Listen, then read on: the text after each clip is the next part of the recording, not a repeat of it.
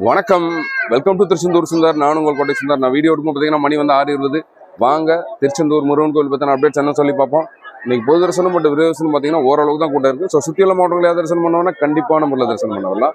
மதியம் ஒரு மணிக்கு மேலே வந்தீங்கன்னா கூட்டம் ரொம்ப குறைவாக தான் இருக்கும் கோயிலில். இன்னைக்கான அப்டேட்ஸ் என்ன சொல்லிக்கிட்டீங்கன்னா, நாளைக்கு ஞாயிற்றுக்கிழமை நல்ல கூட்டமாக இருக்கும். அப்புறம் நாளை கழிச்சு வைகாசி விசாகம் சொல்ல வேண்டியதே இல்லை, நல்ல கூட்டமாக இருக்கும். இது போக பொது தரிசன வழி மற்றும் விரைவு தரிசன வழி 100 ரூபா கட்டண தரிசனம் வழியாக நீங்கள் தரிசனத்துக்கு கடைசியாக அனுமதிக்கப்படுற நேரம் அகைன் அண்ட் அகைன் சப்ஸ்கிரைபர் மட்டும் ஃபாலோ பண்ணி இன்பாக்ஸ் பண்ணி கேட்குறாங்க.